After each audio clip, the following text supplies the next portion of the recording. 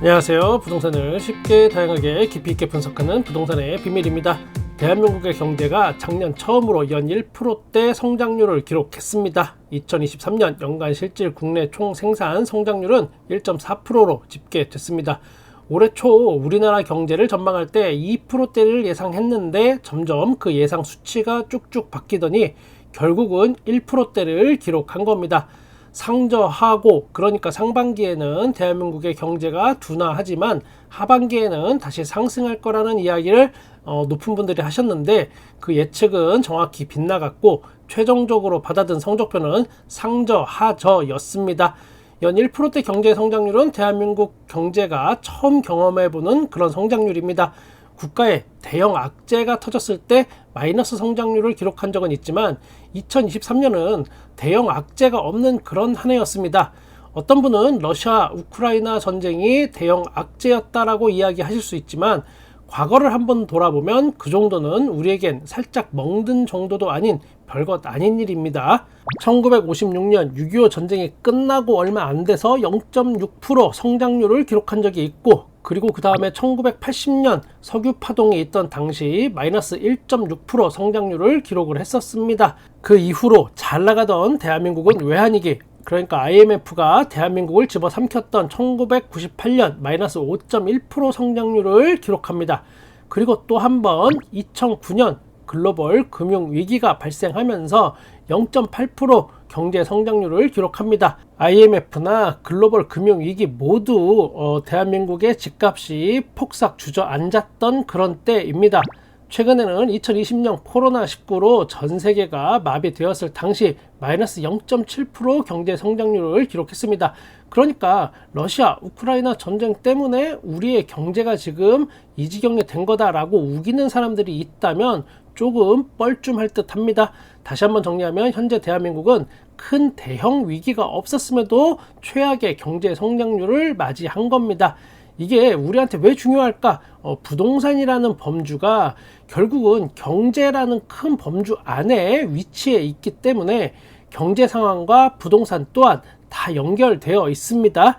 작년은 뭐 지나간 거 그렇다 치고, 그러면 올해 대한민국의 경제 상황은 어떨까? 부동산도 같이 예측할 수 있습니다. 결론부터 말씀드리면 2024년 대한민국의 경제 성장률은 2% 초반대로 예상이 되고 있습니다. 그런데 이것 또한 잘 들여다보면 심상치가 않습니다.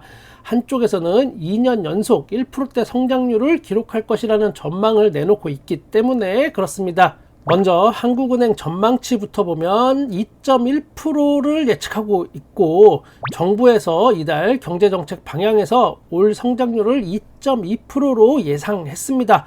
그러나 곧 있을 선거, 그리고 또 경기 침체 우려에 대한 어떤 선제적 대응이라는 이런 관점에서 보면 이 말을 곧이곧대로 믿을 수는 없어 보입니다. 그리고 작년에도 그랬습니다. 경제 성장률 전망도 처음에는 높게 잡았다가 점점 전망치를 낮추는 식으로 가고, 공식적으로는 상저하고 등 경기에 바람을 불어넣기 위해서 큰 소리 쳤지만 결과는 딴판으로 나온 겁니다.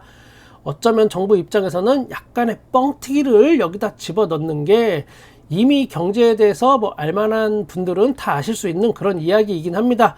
통상적으로 정부의 전망치보다는 민간에서 하는 그런 경제성장률 전망치가 더 잘 맞추기는 했었습니다. 과거에 우리가 뻥튀기 없이 순수하게 이 결과를 받아들인다 하더라도 2% 초반의 성장률을 벗어나지는 못한다는 거, 우리나라가 장기 저성장 터널로 진입할 수 있다는 경고로 볼 수 있고, 실제 IMF도 그렇게 우리에게 경고하고 있습니다. 장기 저성장으로 우리나라가 간다면 부동산 경기도 그렇게 좋아지기가 쉽지 않습니다. 그러니까 폭등론자들이 좋아하는 지난 몇 년간 부동산 폭등장, 막 불장이었던 그 시절이 다시 돌아오는 게 그리 녹록치는 않아 보이긴 합니다. 경제가 엉망이고 성장률이 바닥을 기는데 아파트 가격만 폭주한다면 그게 바로 망국의 길로 가는 지름길이 될 겁니다. 오히려 똘똘한 다주택자들은 여기서 정리할 집은 정리하고 리스크를 줄이고 새로운 기회를 지금 찾기도 합니다. 이쯤에서 민간이 발표한, 그러니까 기존에도 정부에서 발표한 것보다도 더 정확히 잘 맞추던 그런 민간의 내용을 들여다보면 LG경영연구원은 올해 경제 성장률을 1.8%로 예상했습니다. 신한투자증권은 1.7%를 또 예상했습니다. 정부에서 발표한 수치하고 비교해 봤을 때 0.4에서 0.5% 정도 차이가 납니다. 야, 겨우 0.4, 0.5 차이 나는 거 가지고 그 난리야? 얼마 차이도 안 나는 것만 왜 난리야? 왜? 이런 질문이 나올 수 있는데, 그러나 전체 비율로 따져보면 엄청난 괴리감이 있는 차이입니다. 대략 한 20% 정도 차이가 나는 전망치입니다. 그러면 또 이런 이야기 하시는 분들 계실 겁니다. 야, 부비, 나는 너같이 따박따박 이렇게 말대답하는 놈들이 제일 싫더라. 네가 그렇게 잘났어? 우리나라 반도체, 자동차 이런 거, 막 거시기 막, 삼성, 현대, LG 이런 거 막 수출 잘 되고, 그러면 너 뭐 어쩌려고 그러냐? 그렇죠. 이번에도 따박따박 말대답해서 정말 죄송하긴 한데, 어차피 한 김에 좀 더 해보면 수출 증가, 이거하고 또 별개로 우리나라 민간 소비는 4.1%에서 1.8%로 줄어들고 있습니다. 즉 사람들이 지갑을 닫는 중입니다. 소비를 안 하고 돈을 안 쓰는데, 그 내용도 자세하게 또 한번 들여다보면 돈을 안 쓰는 게 아니고 쓰고 싶어도 못 쓰는 수준입니다, 지금. 그리고 경제에는 설비, 투자 부분이 상당히 중요한데 이게 계속 바닥을 기고 있습니다. 경기 회복의 강도, 그리고 뭐 중장기 성장 잠재력, 이런 거를 대충 가늠할 수 있는 수치가 바로 이건데, 이 수치들만 봐도 경기 회복이 쉽지 않음을 알 수 있습니다. 다시 한번 말씀드리지만 이런 수치는 수출의 실적 호조 이런 거하고는 전혀 다른 부분입니다. 야야야야, 그래 네 팔뚝 굵다 이놈아. 그런데 코로나는 뭐 우리만 있었냐? 이게 전 세계적인 거였거든. 딴 나라도 다 비슷한데 왜 자꾸 네가 나서서 호들갑이야? 제가 뭐 계속 이야기 해봐야 잘 안 믿으시려고 노력하시는 것 같아서 이번에는 좀 인용을 하겠습니다. 현대경제연구원 경제연구실장님이 이렇게 말씀하셨습니다. 코로나 위기를 전후로 세계 경제 성장률이 낮아지는 가운데 한국 성장률이 더 빠른 속도로 하락하는 저성장 국면이 전개되고 있다. 한국 경제의 근원적인 복원력이 취약해져 경기 회복 강도가 미약할 것이다 라고 내다봤습니다. 다른 나라보다 유독 한국의 경제 상황이 암울하다, 더 빠르게 하락한다, 저성장 이어지는 상황, 이런 겁니다. 지금 이런 상황인데도 왜 부동산 경기 부양책은 계속 나오고 있는 걸까? 지금의 부동산 정책은 실수요자를 위한 정책이라기보다는 건설사를 일단 살리고 보자라는 정책이라고 보시면 됩니다. 주거 안정보다는 경제산업의 한 축인 건설업이 무너지지 않고 유지하기 위한 정책들이라고 저는 판단이 됩니다. 국가를 전반적으로 운영하는 사람들의 입장에서 한번 생각해 보면 이게 뭐 전혀 1%도 이해가 가지 않는다, 뭐 이런 거는 아닙니다만은, 부동산 가격의 하락을 인위적으로 끌어올리는 게 반드시 좋은 건지, 나중에 또 그 후유증은 누가 감당해야 하는 건지는 우리 각자가 지금 판단을 해야 합니다. 이 부분은 사람마다 판단이 다를 수 있음을 정확히 밝혀두겠습니다. 파격 부동산 대책의 기대감 폭발, 서울 이곳 들썩인다. 여기에 키워드만 한번 추려보면 부동산, 서울, 들썩, 이렇게 압축이 됩니다. 제 구독자님들은 정말 지겨우실 일이 많이 들으셨겠지만 제가 계속 이런 기사를 들고 나오는 이유는 제가 없는 말을 지어내지 않는다라는 걸 한 번쯤은 좀 보여주고 싶습니다. 기사의 내용을 압축해보면 재개발, 재건축이 빨라진다. 그래서 노후 아파트와 빌라촌이 들썩거린다. 뭐 이렇게 돼 있습니다. 그리고 이런 것도 있습니다. 꺼진 빌라 다시 보자. 재개발 들썩. 꺼진 불도 아니고 꺼진 빌라를 다시 한번 잘 살펴보자는 이야기입니다. 구독자님들의 요청이 있으니 제가 또 실수요자 입장에서 몇 가지 짚어보겠습니다. 일단 뭐 재개발, 모아타운으로 뭐 들썩이는 것들의 실체를 한번 알려드리겠습니다. 그 전에 먼저 말씀드릴 것은 다 그런 거는 아니며 분명 어딘가에 정말 좋은 수익성을 가진 곳들이 있긴 있을 겁니다. 제가 제 짧은 지식 그리고 또 짧은 인맥을 동원해서 알아본 결과 제가 볼 때 서울에서 쓸만한 곳은 사실상 거의 없어 보입니다. 지금의 빌라 매매 가격으로는 그렇다, 이 뜻입니다. 지금 매매 가격은 별로다.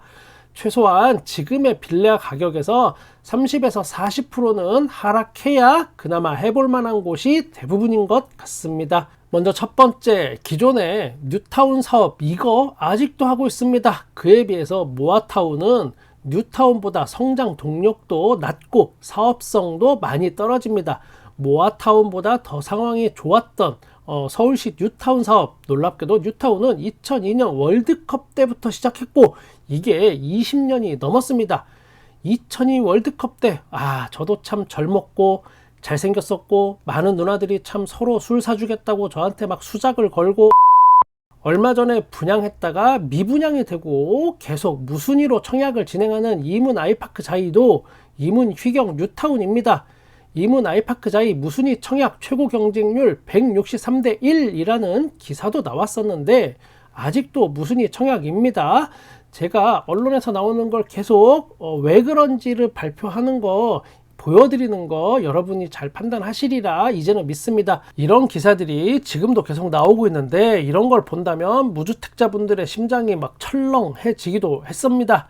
163대 1이라니 저걸 했어야 했나 이런 생각 들 수 있을 만한 아주 자극적인 기사의 타이틀이 막 넘쳐났습니다.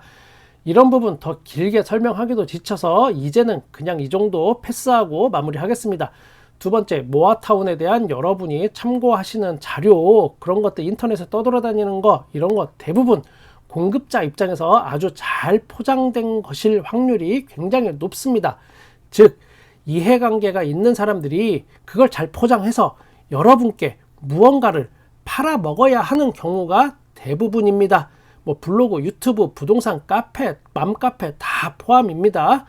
듣다 보면 그럴싸하지만 실제 이거를 자세하게 파고들면 전혀 다른 이야기가 될 수 있습니다. 한 가지 팁을 드리자면 아마도 이런 지역에 가면 자꾸 뭐 전용 면적에 뭐가 진행이 어떻게 되고 뭐가 얼마 벌고 지금 이 가격이 싸다 비싸다 막 이렇게 얘기할 겁니다. 이런 이야기는 사실상 전혀 중요하지 않은 거고 뭐 대지 지분이 얼마인지, 그리고 또 모퉁이에 있는 집인지 아니면 중간에 껴있는 집인지, 그리고 몇 미터짜리 도로하고 접해 있는지, 감정가는 또 얼마나 나올 수 있는지 이런 걸 다 파악해야 하는데, 제가 장담하건대 그 동네 부동산 사장님들은 이 부분 정말 잘 모릅니다. 이거는 감정평가사 정도의 수준이 돼야 대충 감이 잡히는 정도입니다. 세 번째, 현재 빌라의 가격이 너무 높습니다. 아파트 가격이 폭등할 때 빌라도 덩달아서 많이 폭등했습니다. 제가 가장 이해가 가지 않는 부분 중에 하나가 바로 이 부분입니다. 그리고 가격이 오히려 내려오지도 않았습니다. 왜 그럴까? 거래가 안 되니까 안 내려온 것 뿐입니다. 그리고 모아타운 아니라도 이미 재개발 이야기가 나오기 시작한다면 서울의 변두리 기준으로 보면 2억 정도 하던 빌라가 순식간에 4억 5천만 원에 거래가 되고, 이게 또 한 달 지나면 호가가 6억까지 치솟습니다. 제가 지금 이야기한 이 수치는 어디라고 정확히 말은 못 해드리지만 실제 서울 변두리에서 일어나는 그 수치입니다. 그러니까 이 비율대로 여러분이 한번 상상해 보시면 되는 겁니다. 여러분이 지금 어디 재개발 한다는데 하고 이미 갔다라고 하면 여러분 눈에 보이는 금액은 5억 5천만 원 정도의 가격이 아마 보일 겁니다. 이 가격에 여러분이 들어가시겠습니까? 선택은 여러분의 몫입니다. 네 번째, 수익성이 정말 많이 떨어집니다. 재개발의 원주민 입주율은 약 17에서 18% 정도뿐이 안 됩니다. 이 말은 뭐냐? 대부분 입주를 못한다는 이야기입니다. 그냥 통계가 이렇습니다. 그리고 지금 재건축도 서울 변두리 조합원 분담금은 한 5억 정도? 이거를 기본 깔고 가는 시절인데 그것보다 더 열악한 사업성은 어떻게 될지 한번 여러분도 생각해 보시길 바랍니다. 한 가지 희망은 분양가를 낮출 수 있는 정부 정책이 빨리 나오면 가능하긴 합니다. 앞으로 나올 부동산 정책은 건설사 살리기보다는 실수요자들을 위한 정책이 되었으면 하는 그런 바람입니다. 저는 여러분의 부동산에 끝까지 함께 하겠습니다. 구독과 좋아요 눌러주셔서 감사합니다. 부동산의 비밀이었습니다.